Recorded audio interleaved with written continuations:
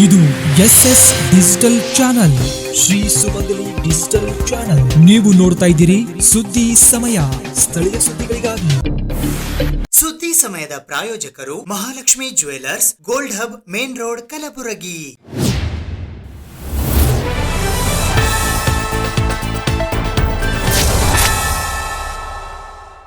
ಸುದ್ದಿ ಸಮಯಕ್ಕೆ ಸ್ವಾಗತ. ನಾನು RJ ಮಂಜು ಹಿರೋಳಿ. ನವೆಂಬರ್ 9ಕ್ಕೆ ಕರ್ನಾಟಕ ಕಾರ್ಯನಿರತ ಪತ್ರಕರ್ತರ ಸಂಘಕ್ಕೆ ಚುನಾವಣೆ ನಡೆಯಲಿದೆ ಎಂದು KUWJ ಮುಖ್ಯ ಚುನಾವಣಾಧಿಕಾರಿ ಎನ್ ರವಿಕುಮಾರ್ ಅವರು ಮಾಹಿತಿ ನೀಡಿದ್ದಾರೆ.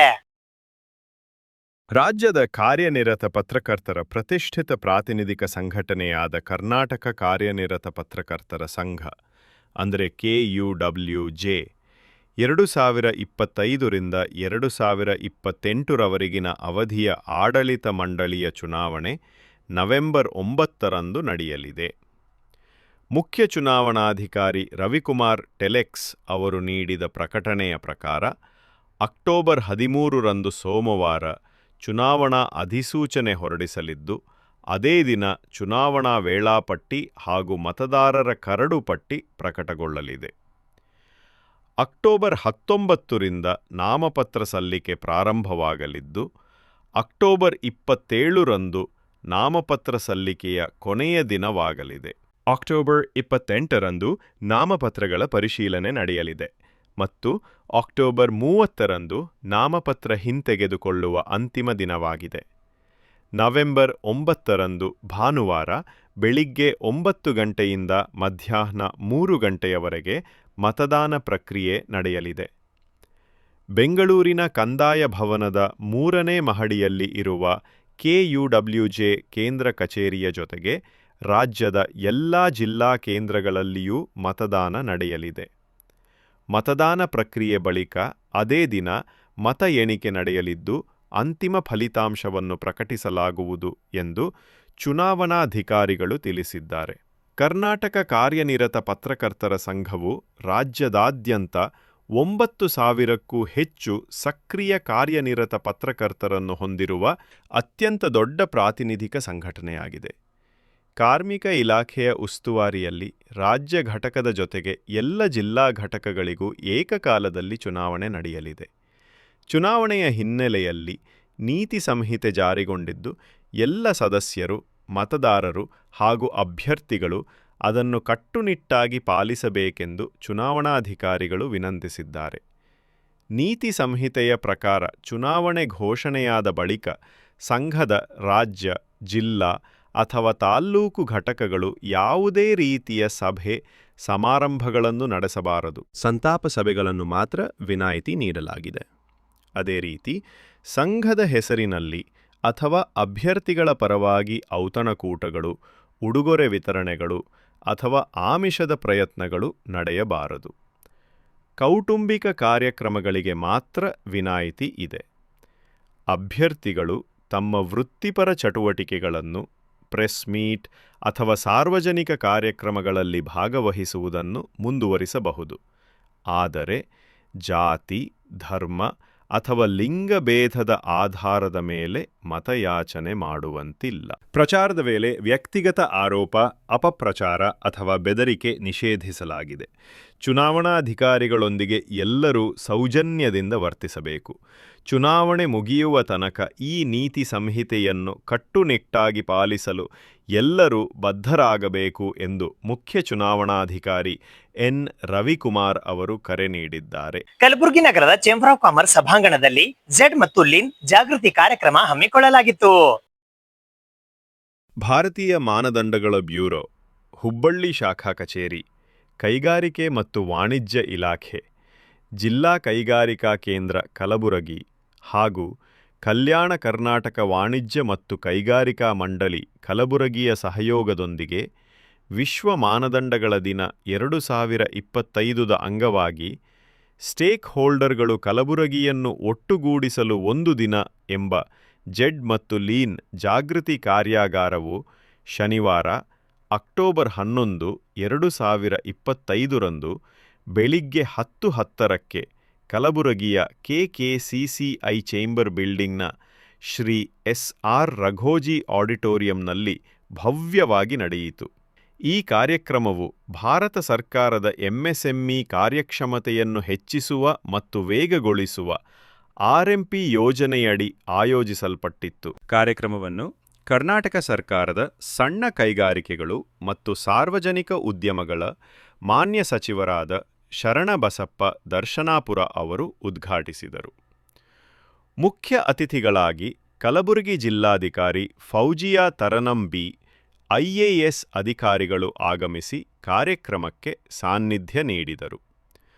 ಗೌರವ ಅತಿಥಿಗಳಾಗಿ ಅಬ್ದುಲ್ ಅಜೀಂ, ಜಿಲ್ಲಾ ಕೈಗಾರಿಕಾ ಕೇಂದ್ರದ ಜಂಟಿ ನಿರ್ದೇಶಕರು ಕಲಬುರಗಿ, ಚಂದ್ರಶೇಖರ ಕೋಬಾಲ್ ಅಧ್ಯಕ್ಷರು, ಗುಲ್ಬರ್ಗಾ ಡಾಲ್ ಮಿಲ್ಲರ್ಸ್ ಅಸೋಸಿಯೇಷನ್ ರವೀಂದ್ರ ಮುಕ್ಕ ಅಧ್ಯಕ್ಷರು, ಕಪ್ನೂರ್ ಕೈಗಾರಿಕಾ ಎಸ್ಟೇಟ್ ತಯಾರಕರ ಸಂಘ ಪಿಎನ್ ಮುರಳಿ, ವಿಜ್ಞಾನಿ ಇ ಮತ್ತು ಮುಖ್ಯಸ್ಥರು, ಭಾರತೀಯ ಮಾನದಂಡಗಳ ಬ್ಯೂರೋ ಹುಬ್ಬಳ್ಳಿ ಶಾಖೆ ಕಚೇರಿ ಭೀಮಾಶಂಕರ್ ಬಿ ಪಾಟೀಲ್ ಅಧ್ಯಕ್ಷರು, ಸಣ್ಣ ಕೈಗಾರಿಕೆಗಳ ಮಾಲೀಕರ ಸಂಘ ಕಲಬುರಗಿ ಮತ್ತು ಮೊಹಮ್ಮದ್ ಖಾನ್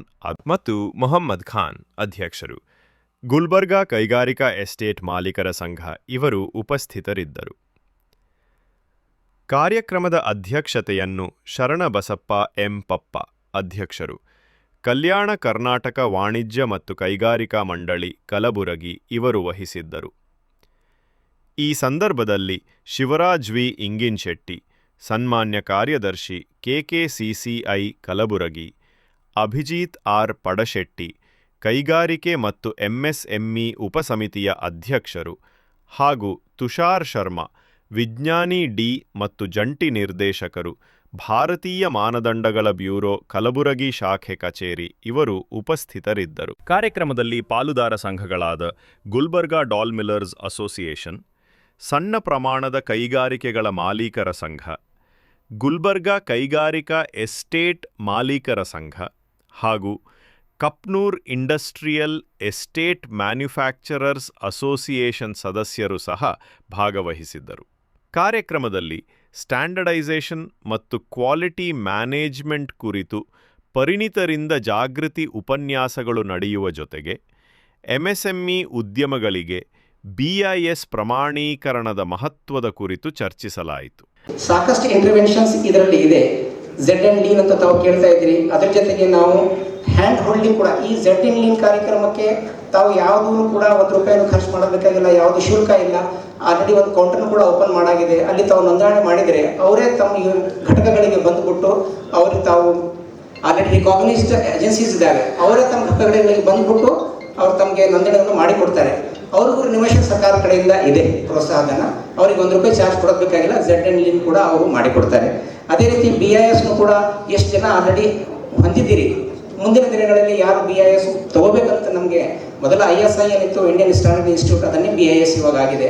ಆ ಸರ್ಟಿಫಿಕೇಶನ್ ಯಾರ್ಯಾರು ತಗೊಳ್ಳಕ್ಕೆ ಬಯಸುತ್ತೀರಾ ಅವ್ರಿಗೂ ಕೂಡ ನಾವು ಬೆಂಬಲ ಸೇವೆ ಕೊಡಲಿಕ್ಕೆ ತಯಾರಿದ್ದೀವಿ. ಒಂದು ಬಿಲ್ಲು ಅದಕ್ಕೆ ಕಂಪಲ್ಸರಿ ಆಗಿ ನಮಗೆ ರ್ಯಾಂಪ್ ಯೋಜನೆಯಲ್ಲೂ ಕೂಡ 2-3 ಹ್ಯಾಂಡ್ಸ್ ಕೊಡ್ತಾ ಇದ್ದಾರೆ ಸರ್. ನಮ್ಮ DICಯಲ್ಲಿ ಒಂದು ಹೆಲ್ಪ್ ಡೆಸ್ಕ್ ಕೂಡ ಅದರಲ್ಲಿ ರ್ಯಾಂಪ್ನಲ್ಲಿ ನಾವು ಒಂದು 3 ಜನರಿಗೆ ನೇಮಕಾತಿ ಮಾಡಲಿಕ್ಕೆ ಅವಕಾಶ ಕೊಟ್ಟಿದ್ದೀವಿ ಸರ್. ಅಲ್ಲಿ ನಾವು ಒಂದು ಹೆಲ್ಪ್ ಡೆಸ್ಕ್ ಮಾಡ್ತಾ ಇದ್ದೀವಿ sir.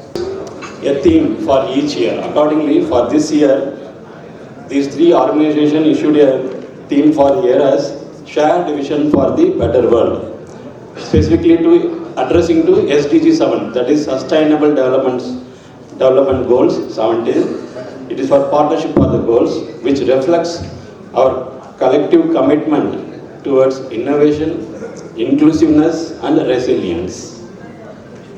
Today's conclave brings together key stakeholders from various industries, regulatory authorities, and technical experts and consumers on a single platform to exchange ideas, share best practices, explore how standards can continue to drive competitiveness, enhance consumer trust, and foster national growth.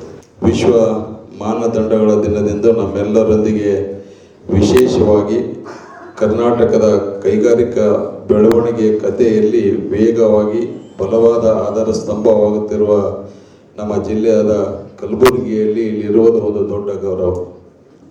ಈ ಮಹತ್ವದ ಸಮಾವೇಶ ಮತ್ತು ಜಾಗೃತಿ ಕಾರ್ಯಾಗಾರವನ್ನು ಆಯೋಜಿಸಿದ್ದಕ್ಕಾಗಿ bureau of Indian standards ಕೈಗಾರಿಕೆ ಮತ್ತು ವಾಣಿಜ್ಯ ಇಲಾಖೆ ಮತ್ತು ಕಲ್ಯಾಣ ಕರ್ನಾಟಕ ವಾಣಿಜ್ಯ ಮತ್ತು ಕೈಗಾರಿಕಾ ಮಂಡಳಿಯ ಪ್ರಯತ್ನಗಳನ್ನು ಶ್ಲಾಘಿಸುವ ಮೂಲಕ ನಾನು ಪ್ರಾರಂಭಿಸುತ್ತೇನೆ.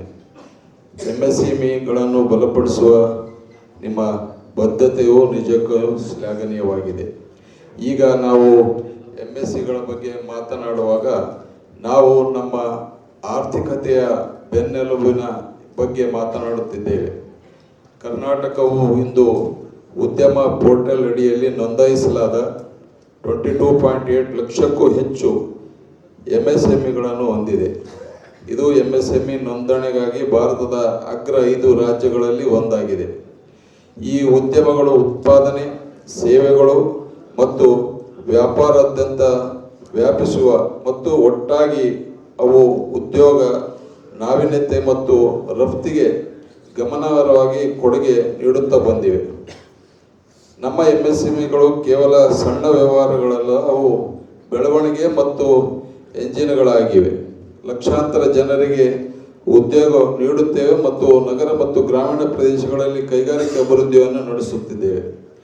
ಬೆಂಗಳೂರಿನ ಪೀಣ್ಯ ಕೈಗಾರಿಕೆ ಪ್ರದೇಶದಿಂದ ಹುಬ್ಬಳ್ಳಿ ಧಾರವಾಡವರೆಗೆ ಮತ್ತು ಈಗ ಕಲಬುರಗಿಯಲ್ಲಿ ಹೆಚ್ಚುತ್ತಿರುವ MSMEಗಳು ಮತ್ತು ಆಹಾರ ಸಂಸ್ಕರಣೆಗಳು, ಜವಳಿ ಪಾರ್ಕ್ಗಳು, ಎಲೆಕ್ಟ್ರಾನಿಕ್ಸ್, ಸಿಮೆಂಟ್ ಮತ್ತು ಫ್ಯಾಬ್ರಿಕೇಷನ್ ಅಂತ ಕ್ಷೇತ್ರಗಳಲ್ಲಿ ಬೆಳವಣಿಗೆಯನ್ನು ಹೆಚ್ಚಿಸುತ್ತಿದೆ. ನಿರ್ದಿಷ್ಟವಾಗಿ ಕಲಬುರಗಿ ಉತ್ತಮ ಭರವಸೆಯನ್ನು ತೋರಿಸುತ್ತಿದೆ. ಶ್ರೀಮಂತ ಸುಣ್ಣದ ಕಲ್ಲುಗಳು, ನಿಕ್ಷೇಪಣೆಗಳು, ಬಲವಾದ ಕೃಷಿ ಕೈಗಾರಿಕೆ ನೆಲೆ ಮತ್ತು ಸಕ್ರಿಯ ಕೈಗಾರಿಕಾ ಸಂಘಗಳೊಂದಿಗೆ ಈ ಪ್ರದೇಶವು ದೊಡ್ಡ ಮುನ್ನಡೆ ಸಾಧಿಸಲು ಸಿದ್ಧವಾಗಿದೆ. ಸುದ್ದಿ ಇನ್ನು ಇವೆ, ಸದ್ಯಕ್ಕೆ ಬ್ರೇಕ್. ಇದು SS ಡಿಜಿಟಲ್ ಚಾನಲ್, ಶ್ರೀ ಸುಮಂಗಲಿ ಡಿಜಿಟಲ್ ಚಾನಲ್. ನೀವು ನೋಡ್ತಾ ಇದ್ದೀರಿ ಸುದ್ದಿ ಸಮಯ, ಸ್ಥಳೀಯ ಸುದ್ದಿಗಳಿಗಾಗಿ. ಸುದ್ದಿ ಸಮಯದ ಪ್ರಾಯೋಜಕರು Mahalakshmi jewellers, gold hub, main road, Kalaburagi.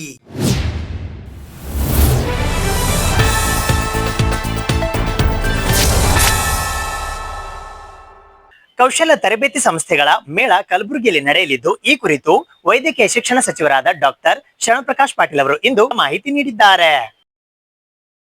ದಿನಾಂಕ 11 ನವೆಂಬರ್ 2025 ಮಧ್ಯಾಹ್ನ 12 ಗಂಟೆಗೆ ವೈದ್ಯಕೀಯ ಶಿಕ್ಷಣ ಹಾಗೂ ಕೌಶಲ್ಯಾಭಿವೃದ್ಧಿ ಸಚಿವರಾದ ಡಾಕ್ಟರ್ ಶರಣಪ್ರಕಾಶ ಪಾಟೀಲರವರು ವಿವಿಧ ರೀತಿಯ ಪ್ರತಿಷ್ಠಿತ ಕೌಶಲ್ಯ ತರಬೇತಿ ಸಂಸ್ಥೆಗಳ ಮೇಳ 16 ಸಂಸ್ಥೆಗಳನ್ನು ಒಂದೇ ಸೂರಿ ಅಡಿಯಲ್ಲಿ ಪರಿಚಯಿಸಿಕೊಳ್ಳಲು ಸುವರ್ಣ ಅವಕಾಶ.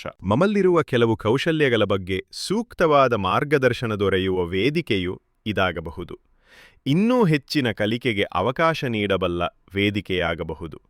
ನುರಿತ ತಜ್ಞರ ಮಾರ್ಗದರ್ಶನ ಈ ವೇದಿಕೆಯಲ್ಲಿ ನಮಗೆ ಕೇಳಲು ಹಾಗೂ ಅವರೊಂದಿಗೆ ನೇರವಾಗಿ ಮಾತನಾಡಲು ಅವಕಾಶ ದೊರೆಯುವುದು.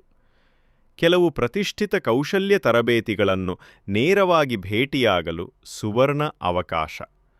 ಉಚಿತವಾಗಿ ತರಬೇತಿ ನೀಡಬಲ್ಲ ಅನೇಕ ತರಬೇತಿ ಸಂಸ್ಥೆಗಳು ಆಗಮಿಸುತ್ತಿವೆ.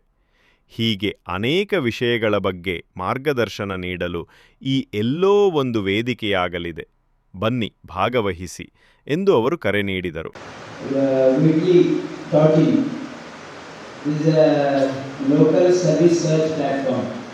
ಇದು ಹೊಸದಾಗಿ ನಮ್ಮ ಕಲಬುರಗಿಯಲ್ಲಿ ಇವತ್ತು ಲಾಂಚ್ ಆಗಿದೆ. ಅದಕ್ಕೂ ಕೂಡ ಇವತ್ತು ಚಾಲನೆ ಕೊಡಲಾಗಿದೆ.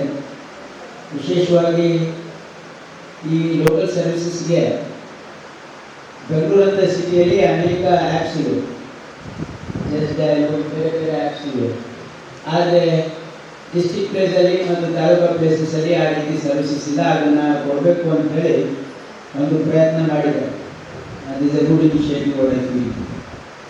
ಈಗ ವಿಶೇಷವಾಗಿ ನಿಮ್ಮೆಲ್ಲರನ್ನ ಉದ್ದೇಶಿಸಿ ಇಲ್ಲಿ ಮೋಟಿವೇಶನ್ ಸ್ಪೀಕರ್ ಮಹೇಶ್ ಮಾಷಾಲ್ ಅವರು ಬಂದಿದ್ದಾರೆ. ಇವತ್ತು ಈ ರಾಜ್ಯದಲ್ಲಿ ವಿಶೇಷವಾಗಿ ಸ್ಕಿಲ್ ಡೆವಲಪ್ಮೆಂಟಿನ ಸಚಿವರಾಗಿ ಸ್ಕಿಲ್ಲಿಗೆ ಹೆಚ್ಚಿನ ಆದ್ಯತೆ ನಮ್ಮ ಸರ್ಕಾರ ಕೊಡ್ತಾ ಇದೆ ಅಂತಕ್ಕಂಥದ್ದು ತಮ್ಮ ಗಮನಕ್ಕೆ ನಾನು ತರಲಿಕ್ಕೆ ಇಷ್ಟಪಡ್ತಾ ಇದ್ದೀನಿ. ನಮ್ಮ ಸರ್ಕಾರ ಇಲ್ಲಿ ನಮ್ಮ 5 ಗ್ಯಾರಂಟಿಗಳಲ್ಲಿ ಒಂದು ಗ್ಯಾರಂಟಿ ಯುವ ನಿಧಿ ಅಂತಕ್ಕಂಥ ಗ್ಯಾರಂಟಿ ಕೂಡ ನಮಗಿದೆ. ಅದರಲ್ಲಿ ನಾವು ಏನು ಜನರಿಗೆ ಪ್ರಾಮಿಸ್ ಮಾಡಿದ್ವಿ ಅಂದರೆ ಈ ರಾಜ್ಯದಲ್ಲಿ ಯಾರು 23 ನಂತರ ಯಾರ್ಯಾರು ಡಿಗ್ರಿ ಮತ್ತು ಡಿಪ್ಲೊಮಾ ಹೋಲ್ಡರ್ಸ್ ಇರ್ತಾರೆ, ಅವರು ಡಿಗ್ರಿ ಅಥವಾ ಡಿಪ್ಲೊಮಾ ಕಂಪ್ಲೀಟ್ ಆದಮೇಲೆ 6 ತಿಂಗಳೊಳಗೆ ಅವ್ರಿಗೆ ಯಾವುದೇ ಎಂಪ್ಲಾಯ್ಮೆಂಟ್ ಸಿಗಲಿಲ್ಲ ಅಂದರೆ ಅಥವಾ ಅವರು ಹೈಯರ್ ಎಜುಕೇಷನ್ ಹೋಗಿಲ್ಲ ಅಂದರೆ ಅವರು ಯುವ ನಿಧಿಯಲ್ಲಿ ಎನ್ರೋಲ್ಮೆಂಟ್ ಆಗ್ಬೋದು. ಅವ್ರಿಗೆ ತಿಂಗಳಿಗೆ 3,000 ರೂಪಾಯಿ ಮತ್ತು ಡಿಪ್ಲೊಮಾ ಹೋಲ್ಡರ್ಸ್ಗೆ 1,500 ರೂಪಾಯಿ 2 ವರ್ಷದವರೆಗೆ ಕೊಡ್ತಕ್ಕಂಥದ್ದು ನಮ್ಮ ಒಂದು ಕಮಿಟ್ಮೆಂಟ್ ಇದೆ ಯುವ ನಿಧಿಯಲ್ಲಿ. ಈಗಾಗಲೇ ಸುಮಾರು 3 ಲಕ್ಷ ಗ್ರ್ಯಾಜುಯೇಟ್ಸು ಮತ್ತು ಡಿಪ್ಲೊಮಾ ಹೋಲ್ಡರ್ಸ್ ಎನ್ರೋಲ್ಮೆಂಟ್ ಆಗಿದ್ದಾರೆ ನಮ್ಮ ಯುವ ನಿಧಿ ಪೋರ್ಟಲಲ್ಲಿ. ಅವ್ರಿಗೆ ನಾವು ಹಣನ ಕೂಡ ಪ್ರತಿ ತಿಂಗಳು ಕೊಡ್ತಾ ಇದ್ದೀವಿ.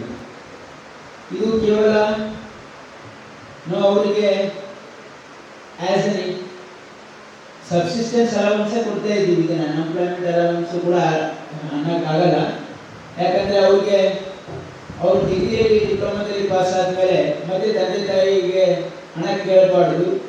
ಅಟ್ಲೀಸ್ಟ್ ಅವರು ತಮ್ಮ ಉದ್ಯೋಗವನ್ನು ಹುಡುಕೋ ಒಂದು ಅವಧಿ, ಒಂದು 2 ವರ್ಷ ಅವಧಿ ಒಳಗೆ ಅವರು ತಮ್ಮ ಖರ್ಚನ್ನು ತಾವೇ ಪೂರೈಸಬಹುದಂತಕ್ಕಂಥ ಒಂದು ಸರ್ಕಾರ, ಒಂದು ಸಹಾಯ ಸರ್ಕಾರ ಮಾಡ್ತಾ ಇದೆ.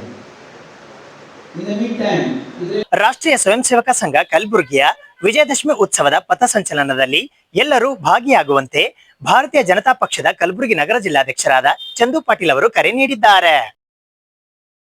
ರಾಷ್ಟ್ರೀಯ ಸ್ವಯಂ ಸೇವಕ ಸಂಘ ಕಲಬುರಗಿಯ ವಿಜಯದಶಮಿ ಉತ್ಸವ ಪಥಸಂಚಲನದಲ್ಲಿ ರಾಷ್ಟ್ರಭಕ್ತ ಸ್ವಯಂ ಸೇವಕರೆಲ್ಲರೂ ಗಣವೇಶದೊಂದಿಗೆ ಜೊತೆಯಾಗೋಣ ಎಂದು ಭಾರತೀಯ ಜನತಾ ಪಕ್ಷದ ಕಲಬುರಗಿ ನಗರ ಜಿಲ್ಲಾಧ್ಯಕ್ಷರಾದ ಚಂದು ಪಾಟೀಲ ಅವರು ಕರೆ ನೀಡಿದ್ದಾರೆ. ನಮಸ್ಕಾರ, ಜೈ ಶ್ರೀರಾಮ್.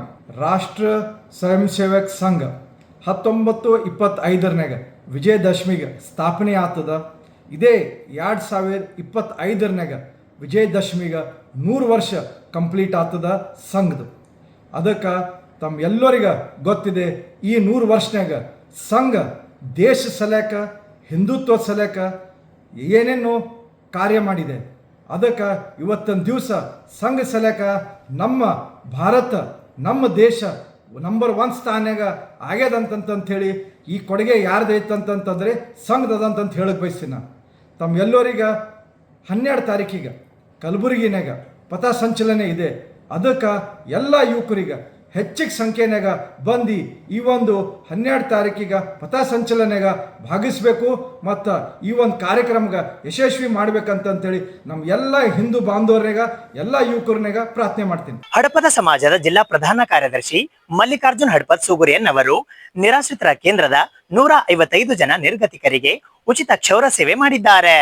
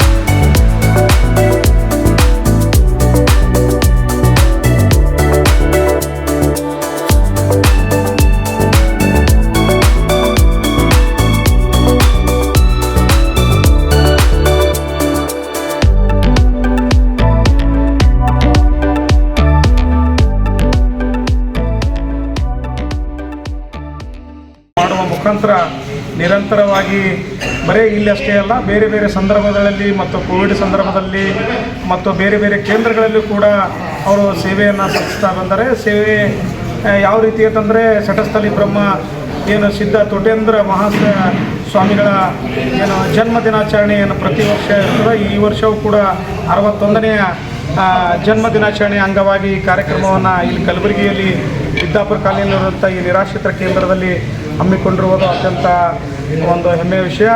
ಇಂಥ ಅನೇಕ ಉಚಿತ ಸೇವೆ ಸಲ್ಲಿಸುವ ಮುಖಾಂತರ ಬೇರೆ ಬೇರೆ ಕರ್ನಾಟಕ ಅಲ್ಲದೆ ಇಡೀ ದೇಶಾದ್ಯಂತ ಕೆಲವೊಂದು ಸಂಘ ಸಂಸ್ಥೆ ಮತ್ತು ಕೆಲವೊಂದು ಟ್ರಸ್ಟ್ ಕಡೆಯಿಂದ ಕೂಡ ಅವರಿಗೆ ಅನೇಕ ಪ್ರಶಸ್ತಿಗಳನ್ನು ಕೂಡ ಬಂದಿದ್ದಾವೆ. ಇನ್ನೂ ಕೂಡ ಅವರ ಹೆಚ್ಚಿನ ಸೇವೆ ಇನ್ನೂ ಕೂಡ ಸಮಾಜಕ್ಕೆ ಅಗತ್ಯ ಇರ್ತದೆ. ಇನ್ನೂ ಕೂಡ ಹೆಚ್ಚಿನ ಸೇವೆ ಸಲ್ಲಿಸುವುದರ ಮುಖಾಂತರ ತಾವು ಅಲ್ಲದೆ ಸಮಾಜ ಏಳಿಗೆಗೋಸ್ಕರ ಸಮಾಜ ಬಗ್ಗೆಯೂ ಕೂಡ ಕಳಕಳಿ ಇರೋಂಥ ವ್ಯಕ್ತಿ. ಹೀಗಾಗಿ ಅವರು ಹೆಸರು ಇನ್ನೂ ಉತ್ತಂಗ ಕೋಲಿ ಮತ್ತು ತೋಟೇಂದ್ರ ಮಹಾಸ್ವಾಮಿಗಳ ಆಶೀರ್ವಾದ ಸದಾ ಅವರ ಕುಟುಂಬದ ಮೇಲೆ ಮತ್ತು ಅವರ ಮೇಲೆ ಇರಲಿ ಅಂತಕ್ಕಂಥ ಮಾತನ್ನು ಈ ಸಂದರ್ಭದಲ್ಲಿ ಹೇಳುವ ಮುಖಾಂತರ ಸುಮಾರು ಇವತ್ತು 150ಕ್ಕೂ ಹೆಚ್ಚು ಈ ನಿರಾಶ್ರಿತರನ್ನು ಉಚಿತ ಚೌರ ಸೇವೆ ಮಾಡುವ ಮುಖಾಂತರ ಮತ್ತೆ ಈ ಕಾರ್ಯಕ್ರಮ ಇವತ್ತು ಇಲ್ಲಿ ನಡೀತದೆ. ಮತ್ತು ಹಂತವೂ ಕೂಡ ಇಂಥ ಅನೇಕ ಕಾರ್ಯಕ್ರಮಗಳು ಅವರಿಂದ ಆಗಲಿ. ಮತ್ತು ಇನ್ನೂ ಯಾಕಂದರೆ ಕುಟುಂಬದಲ್ಲಿ ಹೊಂದಾಣಿಕೆ ಎಂಬುದು ಪ್ರತಿಯೊಬ್ಬರ ಕುಟುಂಬದಲ್ಲಿ ಭಾಳ ದೊಡ್ಡ ಸಮಸ್ಯೆ ಆದಂಥ ಮಾತಿದು. ಯಾಕಂದರೆ ಹೊಂದಾಣಿಕೆ ಇಲ್ಲ ಅಂತಂದರೆ ಇಂಥ ಅನೇಕ ಸಾವಿರಾರು ಲಕ್ಷಾಂತರ ನಿರಾಶ್ರಿತರ ಕೇಂದ್ರಗಳು, ವೃದ್ಧಾಶ್ರಮ ಕೇಂದ್ರಗಳು ಇವತ್ತು ಭಾರತದಲ್ಲಿ ತಲೆ ಎತ್ತಿರುವುದು ಅತ್ಯಂತ ದುರದೃಷ್ಟ. ಯಾಕಂತಂದರೆ ತಂದೆ ತಾಯಿ ಹೆಂಡರು ಮಕ್ಕಳು ಬಂಧು ಬಳಗ ಸ್ನೇಹಿತರು ಯಾರಿಂದಲೂ ಕೂಡ ಹೊಂದಾಣಿಕೆ ಇಲ್ಲದಂಥ ಸಂದರ್ಭದಲ್ಲಿ ಇಂಥ ಸಮಸ್ಯೆ ಈಡೇರಿ ಉದ್ಭವ ಆದಾಗ ಇಂಥ ಕೇಂದ್ರಗಳನ್ನು ಅನಿವಾರ್ಯವಾಗಿ ಸರ್ಕಾರದ ಅಧೀನದಲ್ಲಿ ತೆರಿಬೇಕಾದದ್ದು ಅನಿವಾರ್ಯ ಆಗ್ತದೆ. ಅದಕ್ಕೆ ಜೀವನದಲ್ಲಿ ಹೊಂದಾಣಿಕೆ ಎಂಬುದು ಬಹಳ ಮುಖ್ಯ ಅದ. ಪ್ರತಿಯೊಬ್ಬರು ಕೂಡ ತಮ್ಮ ಹೆತ್ತವರನ್ನು ಮತ್ತು ಸಂಬಂಧಿಕರನ್ನು ದೂರ ಮಾಡ್ಕೊಳ್ಳೋಂಥ ಪ್ರಯತ್ನ ಮಾಡಬೇಡ್ರಿ ಅಂತಕ್ಕಂಥ ಮಾತನ್ನು ಕೂಡ ಈ ಸಂದರ್ಭದಲ್ಲಿ ಹೇಳ್ತಾ ಇದ್ದೀನಿ. ಮತ್ತು ಜಿಲ್ಲಾ ಹಡಪ ಸಮಾಜದ ಸಂಘಟನಾ ಕಾರ್ಯದರ್ಶಿಯಾದಂಥ ಮಲ್ಲಿಕಾರ್ಜುನ ಅವರು ಇಂಥ ಕೆಲಸಗಳನ್ನು ಇನ್ನೂ ಹೆಚ್ಚಿಗೆ ಮಾಡುವ ಮುಖಾಂತರ ಅವರಿಗೆ ಹಡಪದ ಅಪ್ಪಣ್ಣ ದೇವರು ಮತ್ತು ಆ ತೋಟೇಂದ್ರ ಮಹಾಸ್ವಾಮಿಗಳ ಆಶೀರ್ವಾದ ಸದಾ ಹೀಗೆ ಇರಲಿ. ಮತ್ತು ಜಿಲ್ಲಾಧ್ಯಕ್ಷರಾದಂಥ ಈರಣ್ಣ ಸಣ್ಣೂರವರ ನೇತೃತ್ವದಲ್ಲಿ ಕಾರ್ಯಕ್ರಮ ನಡೆಯಬೇಕಾಗಿತ್ತು. ಕಾರಣಾಂತರಗಳಿಂದ ಇವತ್ತು ಅವರು ಬಂದಿಲ್ಲಂದರೂ ಕೂಡ ಇರ್ತಕ್ಕಂಥ ಎಲ್ಲ ಹಡಪ ಸಮಾಜ ಜಿಲ್ಲಾ ನಾಯಕರು ಮತ್ತು ಗೌರವಾಧ್ಯಕ್ಷರು, ಕಾರ್ಯಾಧ್ಯಕ್ಷರು, ಉಪಾಧ್ಯಕ್ಷರು ಅಪ್ಪಾಜಿಯವರ ನೇತೃತ್ವದಲ್ಲಿ ಈ ಒಂದು ಕಾರ್ಯಕ್ರಮ ನಡೀತು. ಅತ್ಯಂತ ಸಂತೋಷ ಎನಿಸ್ತಿದೆ ಅಂತಕ್ಕಂಥ.